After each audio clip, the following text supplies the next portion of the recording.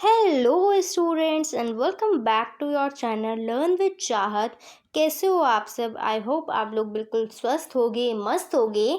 तो आज की इस वीडियो में हम लोग करने वाले हैं क्लास 12th का इम्पॉर्टेंट क्वेश्चन सीरीज़। आज हम स्टार्ट करेंगे। ठीक है, आज की इस वीडियो में हम करेंगे क्लास 12th का बुक 1 का चैप्टर 1 दो ध्रुवीयता का अंत का important question answers. Okay,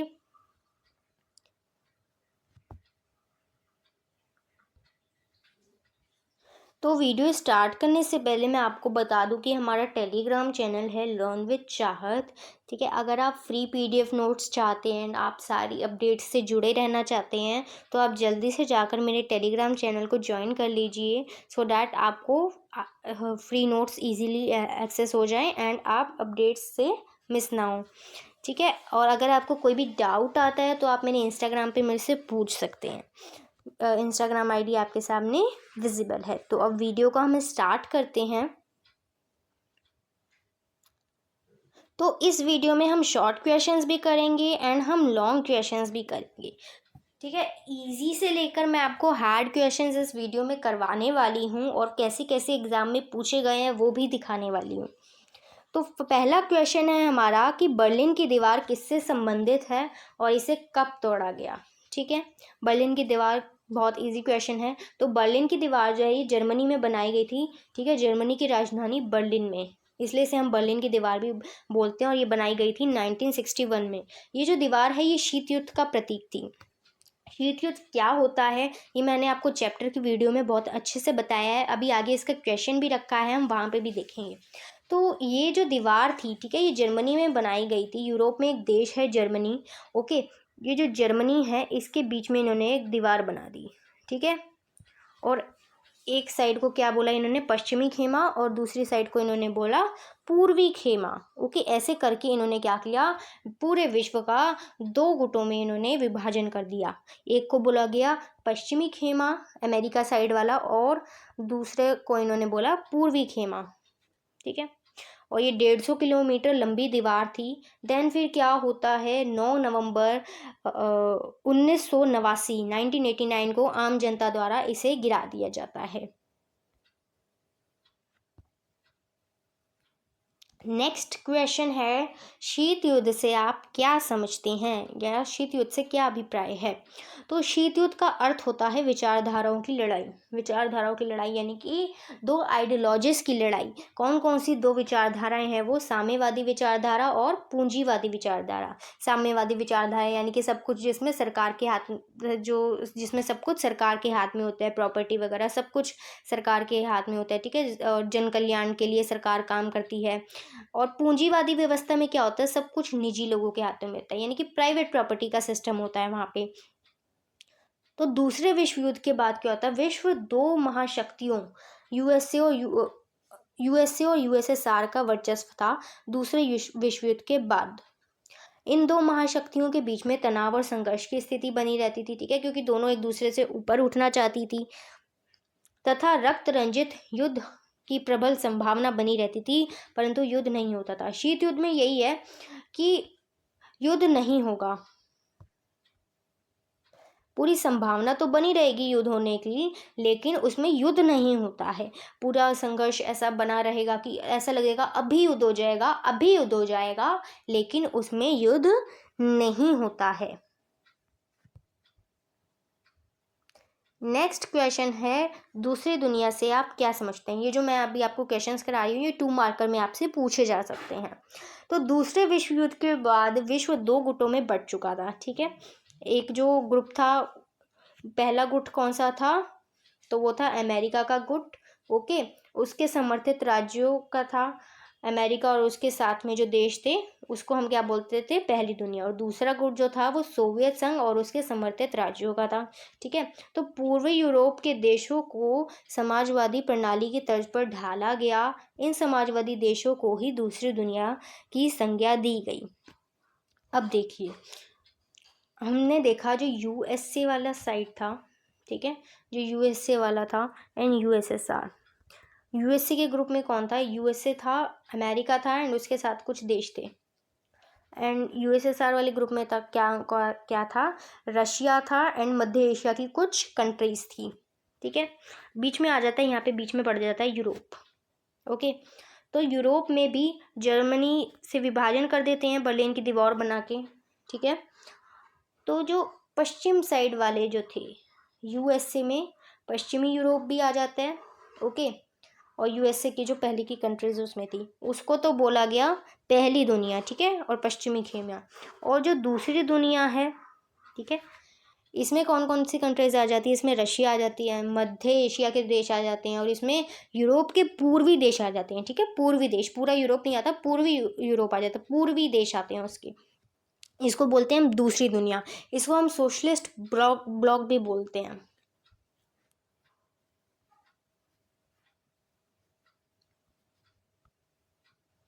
next question है, शीत युद्ध काल के दौरान अमेरिकी अर्थव्यवस्था विश्व के अन्य हिस्सों की तुलना में अधिक विकसित थी। ठीक है, फिर भी सोवियत प्रणाली में कुछ ऐसी विशेषताएं थी जो इसे अमेरिका से अलग करती हैं। ऐसी किन्हीं दो विशेषताओं का मूल्यांकन कीजिए। अब ये क्वेश्चन देख के आप कंफ्यूज हो गए होंगे कि कुछ तो बच्चे समझ गए होंगे, लेकिन काफ़ी सारे बच्चे नहीं भी समझ पाए होंगे कि इसमें पूछा क्या जा रहा है। तो ये क्वेश्चन बड़ा सिंपल है, बस इसे थोड़ा सा लंबा करके दे दिया गया है, और इसी तरीके से ये आपके एग्ज़ाम में पूछा भी गया, बोर्ड एग्ज़ाम में। बेसिकली ये क्वेश्चन है क्या कि सोवियत प्रणाली की किन्हीं विशेषताओं का उल्लेख आपको करना है। यहाँ पे सोवियत प्रणाली की आपको यूएसएसआर की विशेषताएं बतानी है।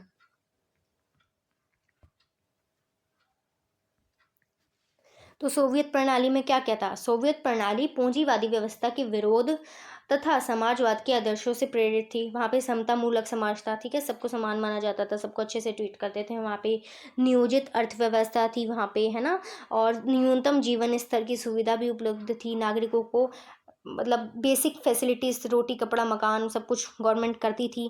ठीक है, कम्युनिस्ट पार्टी का वहाँ पे दबदबा था। एक पार्टी थी वहाँ पे जो लगभग 70 सालों से राज करती आ रही थी, एक ही पार्टी, कम्युनिस्ट पार्टी, वहाँ उसका दबदबा था। उन्नत संचार प्रणाली थी। ठीक है, आवागमन की बहुत अच्छी वहाँ पे फैसिलिटी थी, सब कुछ बहुत इजीली हो जाता था।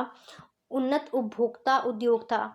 जो यूएसएसआर वाले तो मतलब वो ऐसा नहीं है बाहर से कुछ मंगाते हो, पिन से लेकर कार तक वो सब कुछ अपने ही देश के अंदर बनाया करते थे। बेरोजगारी नहीं थी वहाँ पर। मिल्कियत का प्रमुख रूप था राज्य का स्वामित्व, यानी कि मिल्कियत मतलब होता है प्रॉपर्टी का। वहाँ पे प्रॉपर्टी किसके हाथ में थी? तो वहाँ पे सरकार के हाथ में प्रॉपर्टी थी। राज्य मतलब होता है एक स्टेट भी होता है और एक सरकार भी होता है। ठीक है, राज्य कई कई कंटेक्स्ट में यूज़ होता है। उत्पादन के साधनों पर राज्य का नियंत्रण था, यानी कि सब कुछ गवर्नमेंट का हाथ में था वहाँ पे, और निजी संपत्ति का वहाँ पे कड़ा विरोध किया जाता था।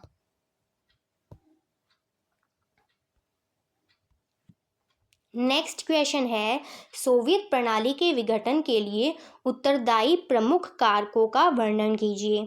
अब यहाँ पे हमें वो क्वेश्चंस बताने हैं, ये इस क्वेश्चन का आंसर देना है कि सोवियत प्रणाली इतनी अच्छी थी, सब कुछ इतना अच्छा अच्छा था वहाँ पे, फिर भी सोवियत प्रणाली का विघटन क्यों हो जाता है, ये हमको यहाँ पे बताना है, क्या ऐसे रीजंस रहे थे। ठीक है, तो हथियारों की होड़ थी। जो सोवियत संघ था, ठीक है, यूएसएसआर था, वो अमेरिका से compete करना चाहता था। ठीक है, इस वजह से दोनों क्या करते थे, हथियारों की होड़ लगाते थे, ज़्यादा से ज़्यादा दोनों क्या करते थे, हथियार बनाते थे, ताकि एक दूसरे से ऊपर आ सकें, और कोई भी मतलब युद्ध वगैरह हो तो एक दूसरे से जीत जाएं। और वहाँ पे क्या था, रूस का वर्चस्व था।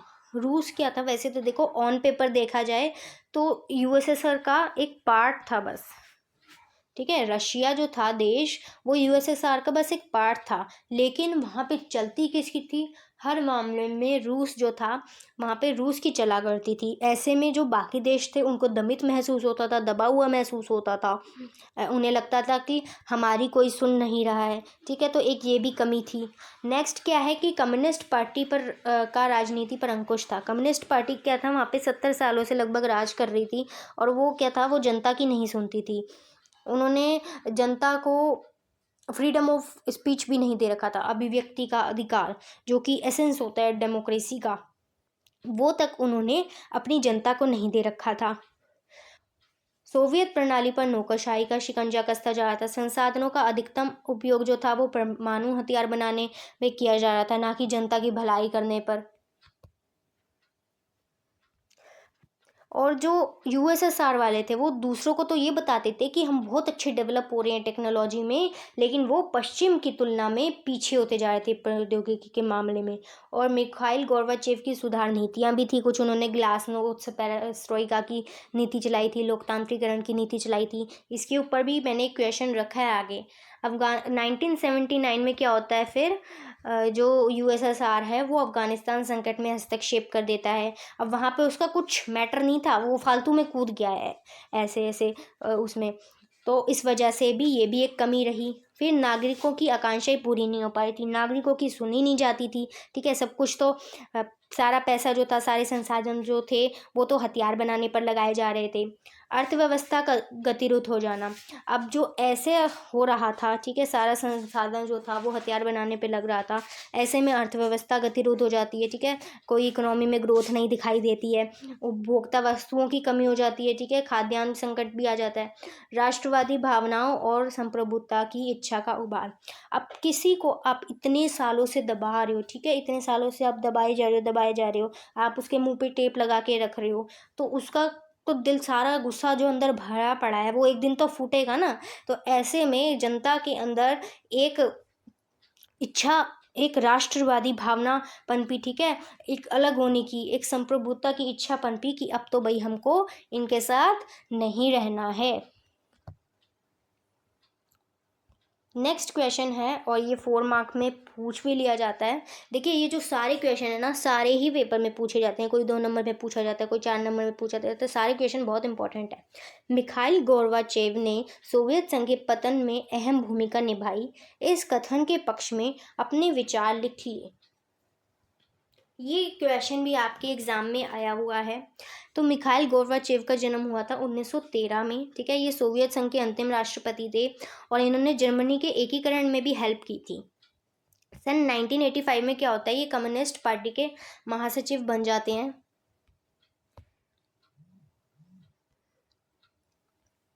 इन्होंने सोवियत संघ के लिए आर्थिक और राजनीतिक सुधार किए। ओके, और इन्होंने क्या किया, लोकतांत्रिकरण की नीति चलाई। इन्होंने जो यूएसएसआर की जनता थी, जो भी उस टाइम पे वो प्रोटेस्ट कर रही थी, इन्होंने उन प्रोटेस्ट को दबाया नहीं। ठीक है, अभिव्यक्ति का अधिकार दिया इन्होंने अपनी जनता को।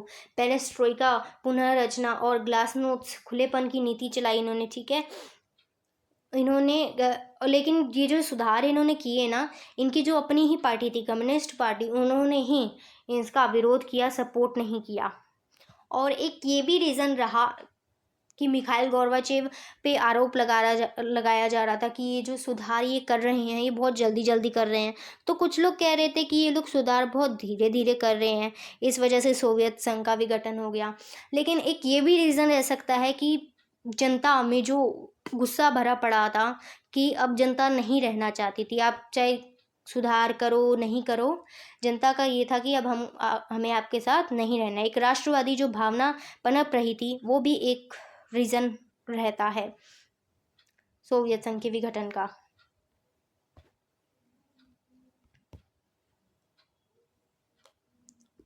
नेक्स्ट क्वेश्चन है 6 मार्क्स का कि सोवियत संघ के विघटन के किन्हीं 6 परिणामों की व्याख्या कीजिए।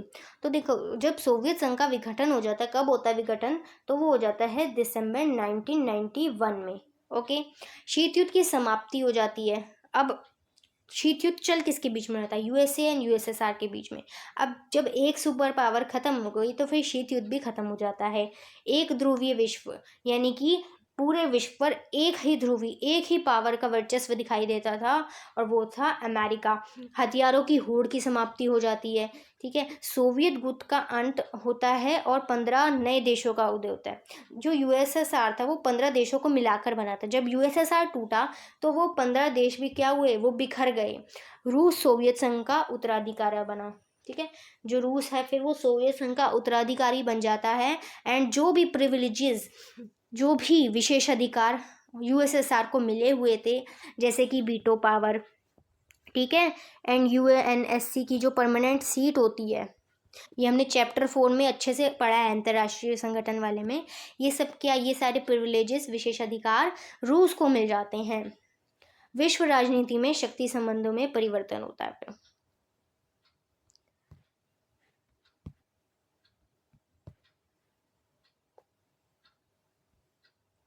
समाजवादी विचारधारा पर भी प्रश्न चिन्ह लगाया जाता है कि मतलब क्या ये विचारधारा सही भी है या नहीं।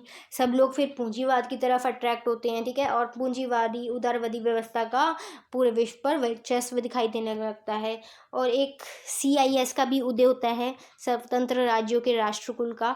ये भी क्या होता है हम आगे समझेंगे। नेक्स्ट क्वेश्चन है वेरी वेरी इंपॉर्टेंट क्वेश्चन, मतलब ये वाला तो इस चैप्टर में सबसे इम्पॉर्टेंट क्वेश्चन है, जो है शॉक थेरेपी क्या थी। ठीक है, 3 क्वेश्चन पूछे जा रहे हैं इसमें। शॉक थेरेपी क्या थी, इसकी विशेषताओं व परिणामों का उल्लेख करें। तो शॉक थेरेपी का शाब्दिक अर्थ है आघात पहुंचाकर उपचार करना, यानी कि हम किसी को पहले मारेंगे और ऐसे करके हम उसका इलाज करेंगे। साम्यवाद के पतन के बाद पूर्व सोवियत संघ के गणराज्य एक सत्तावादी समाजवादी व्यवस्था से लोकतांत्रिक पूंजीवादी व्यवस्था तक के कष्टप्रद संक्रमण से होकर गुजरे, यानी कि यहाँ पे एक शिफ्ट हुआ।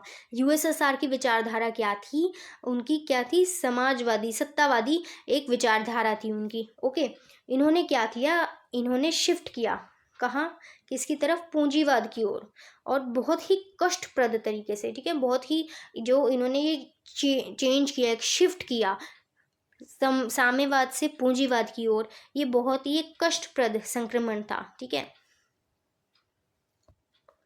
और ये जो रूस, मध्य एशिया के गणराज्य और पूर्वी यूरोप के देशों में पूंजीवाद का एक खास मॉडल अपनाया गया। ओके, और इसी को शॉक थेरेपी कहा जाता है। यह मॉडल अंतर्राष्ट्रीय मुद्रा कोष IMF एंड वर्ल्ड बैंक के द्वारा निर्देशित था। और शॉक थेरेपी की विशेषताएं क्या हैं, तो शॉक थेरेपी की विशेषताएं देखो, सिंपली मैं बोलूँ तो शॉक थेरेपी का मतलब है निजीकरण, प्राइवेटाइजेशन, यानी कि मिल्कियत का प्रमुख निजी स्वामित्व, राज्य की संपदा का निजीकरण, सामूहिक फार्म की जगह निजी फार्म, मुक्त व्यापार व्यवस्था को अपनाना, यानी कि सबके साथ व्यापार करना, ठीक है, ट्रेड करना, और जो भी आयात है उस पर ज़्यादा टैक्स ना लगाना, मुद्राओं की आपसी परिवर्तनीयता, पश्चिमी देशों की आर्थिक व्यवस्था से जुड़ाव, ठीक है, पूंजीवाद के अतिरिक्त किसी भी वैकल्पिक व्यवस्था को अस्वीकार करना, ये सारी विशेषताएं हैं शॉक थेरेपी की, यानी कि हर तरीके से आप प्राइवेटाइजेशन कर रहे हैं।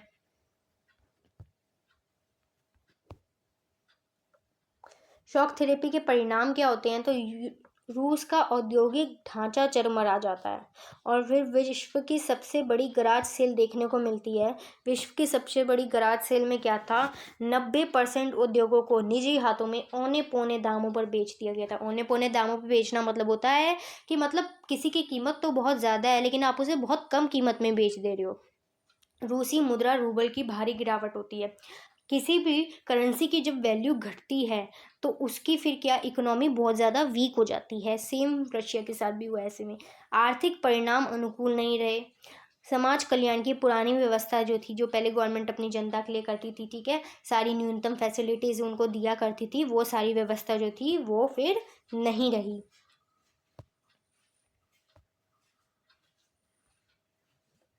आर्थिक विषमता में वृद्धि हुई, यानी कि अमीर और ज़्यादा अमीर होते गए और गरीब और ज़्यादा गरीब होते गए।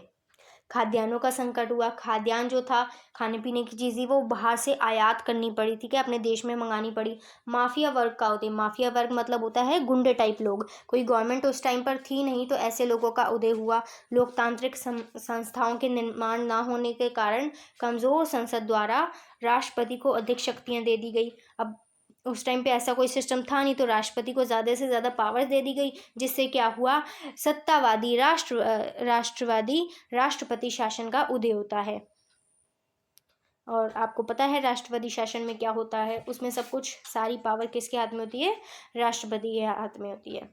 और फिर राष्ट्रपति ऐसे में क्या करेगा, मनमानी करेगा अपनी।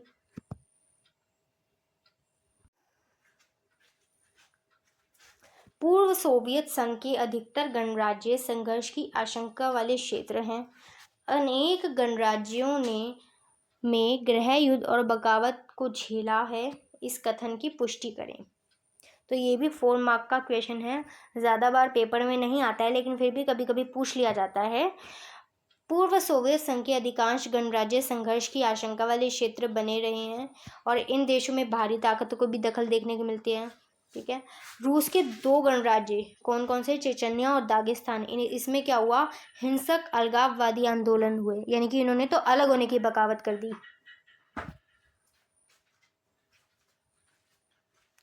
पूर्वी यूरोप में क्या होता है, चेकोस्लोवाकिया, ये 2 भागों में टूट जाता है, चेक्स एंड स्लोवाकिया।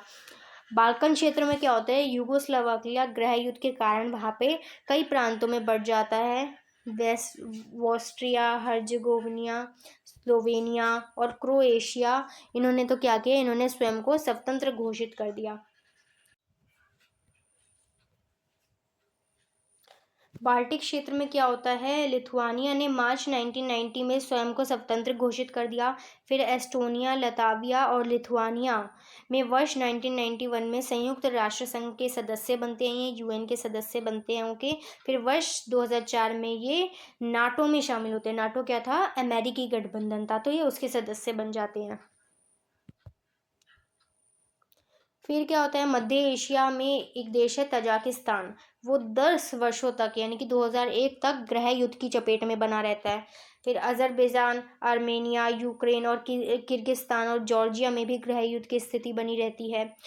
मध्य एशियाई गणराज्यों में पेट्रोल के विशाल भंडार हैं और इस कारण से यहाँ भारी ताकत और तेल कंपनियों की प्रतिस्पर्धा का ये अखाड़ा बन गया है।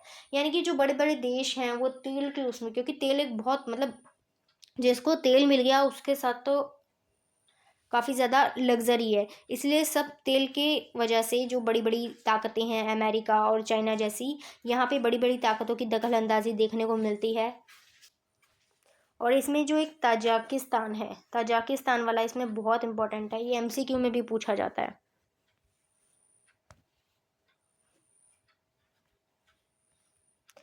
नेक्स्ट क्वेश्चन है, ये भी अगेन 4 मार्क्स में इंपॉर्टेंट क्वेश्चन है। भारत ने सोवियत संघ के विघटन के बाद सभी नवस्वतंत्र देशों के साथ अच्छे संबंध बनाए रखे हैं, लेकिन रूस और भारत के बीच संबंध अभी भी अधिक सौहार्दपूर्ण हैं, यानी कि बहुत अच्छे हैं। किन्हीं 2 उदाहरणों की सहायता से इस कथन को न्याय संगत ठहराइए। ये क्वेश्चन एज इट इज़ आपके बोर्ड में आ रखा है और ये इसमें सिंपली पूछा ही जा रहा है कि पूर्व साम्यवादी देशों के साथ भारत के संबंधों का परीक्षण कीजिए, यानी कि बेसिकली हमें इसमें रशिया एंड इंडिया के रिलेशंस बताने हैं।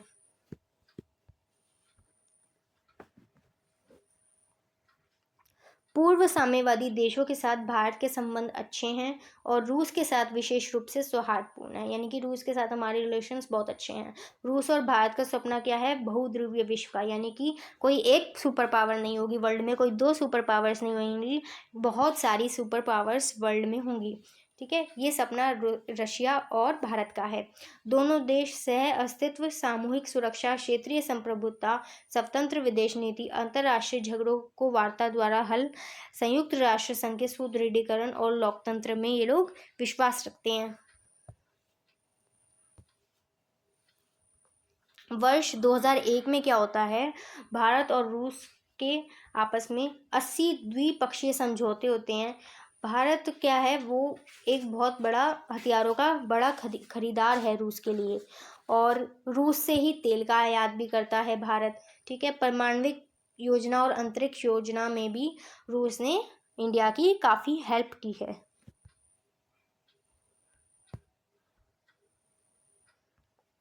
इसके अलावा कुछ देश है जैसे कि कजाकिस्तान, तुर्कमेनिस्तान, इनके साथ भी ऊर्जा आयात को बढ़ाने के प्रयास हुए हैं।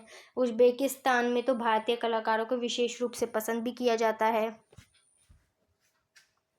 नेक्स्ट क्वेश्चन है, शॉक थेरेपी अपने उद्देश्यों में सफल नहीं हो सकी, कथन के पक्ष में तर्क दीजिए। और नीचे क्वेश्चन दे रखा है, क्या शॉक थेरेपी को सोवियत संघ के विघटन के बाद सत्तावादी समाजवादी व्यवस्था से उदारवादी लोकतांत्रिक पूंजीवादी व्यवस्था की तरफ संक्रमण का सबसे बेहतर तरीका कहा जा सकता है? स्पष्ट कीजिए। ये वाला जो एज इट इज क्वेश्चन है ये आपके 2025 के बोर्ड में उठ के आ रखा है 2 मार्क्स में। ठीक है, 2 मार्क्स में भी आ सकता है, 4 मार्क्स में भी आ सकता है। जितने मार्क्स का क्वेश्चन आया आपको उसी हिसाब से आंसर लिख के आना होगा। तो ये जो इतना बड़ा क्वेश्चन है इसमें पूछा ये जा रहा है कि जो शॉक थेरेपी के थ्रू यूएसएसआर ने चेंज किया, क्या चेंज किया? समाजवाद से जो यूएसएसआर पूंजीवाद की तरफ शिफ्ट हुआ, क्या शॉक थेरेपी एक बेस्ट ऑप्शन था उसके लिए? तो यही हमें इसमें बताना है। तो देखिए, शॉक थेरेपी जो थी वो पूरी तरह असफल रही। रूस का औद्योगिक ढांचा पूरी तरह चरमरा गया। हमें पता है कि वहाँ पे 90% उद्योगों को क्या किया, औने पौने दामों में बेचा गया। समाज की जो पुरानी कल्याणकारी व्यवस्था थी जहाँ पे गवर्नमेंट सब कुछ करती थी, न्यूनतम बेसिक जो नेसेसिटीज़ होती हैं वो पूरी करती थी अपनी जनता की, वो सारा जो सिस्टम था कल्याणकारी वो सब खत्म हो गया। और जो रूसी मुद्रा रूबल थी उसमें भी गिरावट आई। ऐसे कई सारे नेगेटिव पॉइंट्स आप बता सकते हैं इसमें। ठीक है, तो शॉक थेरेपी का काफ़ी ज़्यादा नेगेटिव इम्पैक्ट रहा यूएसएसआर के ऊपर। और यदि जो सोवियत संघ है यूएसएसआर वो चाइना की तरह शॉक थेरेपी को ना अपनाकर चरणबद्ध तरीके से अपनी अर्थव्यवस्था को उदार बनाता तो ऐसे नकारात्मक परिणामों का सामना उसे नहीं करना पड़ता। देखिए, अगर आप लगा रहे हैं चैप्टर्स, पहले आप पढ़ रहे हैं फिर आप क्वेश्चंस लगा रहे हैं, तो आपके लिए काफ़ी ज़्यादा फ्रूटफुल रहने वाली है ये वीडियो। क्योंकि अगर आप चैप्टर्स नहीं देख रहे हैं और फिर आप सीधे ऐसे क्वेश्चंस लगाएंगे तो आपको पूरा ढंग से कुछ भी समझ नहीं आने वाला है। हमने चैप्टर 3 पढ़ा है, ठीक है, समकालीन दक्षिण एशिया। उसमें हम पढ़ते हैं कि जो चीन है, ठीक है, चीन है उसने काफ़ी ज़्यादा विकास किया। तो जो चीन है वो क्या करता है, अपनी अर्थव्यवस्था में ग्रोथ करने के लिए वो शॉक थेरेपी को नहीं अपनाता है। वो चरणबद्ध तरीके से धीरे धीरे स्लोली निजीकरण की तरफ बढ़ता है। ठीक है, धीरे धीरे करके वो अपनी अर्थव्यवस्था को उदार बनाता है। लेकिन सोवियत संघ में क्या हुआ था, सोवियत संघ में एकदम से सोवियत संघ में चेंज लाया गया, एकदम से समाजवाद से पूंजीवाद की तरफ गया। तो इस वजह से क्या हुआ, सोवियत संघ के ऊपर काफ़ी ज़्यादा नकारात्मक प्रभाव देखने को मिला। लेकिन अगर वो भी चाइना की तरह करता तो हो सकता है कुछ और ही इम्पैक्ट होता। ओके, तो ये आप इसमें बता सकते थे। काफ़ी अच्छा क्वेश्चन था ये, 2025 के बोर्ड में आ रखा है। नेक्स्ट क्वेश्चन है 2 मार्क्स का। सोवियत संघ के विघटन के सोवियत संयुक्त राज्यों के राष्ट्रकुल CIS से आप क्या समझते हैं? तो सोवियत संघ का विघटन होता है, ठीक है, और 15 नए देशों का उदय होता है। इन सभी देशों ने एक अंतः सरकारी संगठन बनाया, ठीक है, जिसको CIS बोला गया, कॉमनवेल्थ ऑफ इंडिपेंडेंट स्टेट्स, यानी कि संयुक्त राज्यों का राष्ट्रकुल। इसकी सदस्यता स्वैच्छिक थी, यानी कि आप चाहो तो इसमें मेंबरशिप ले सकते हो, नहीं चाहते तो आप मत लो। यह एक ऐसा संगठन है जो अपने सदस्य देशों के बीच में व्यापार, श्रम और वस्तुओं की आवाजाही बनाए रखता है। ठीक है, तो इसमें आप ये बता सकते थे।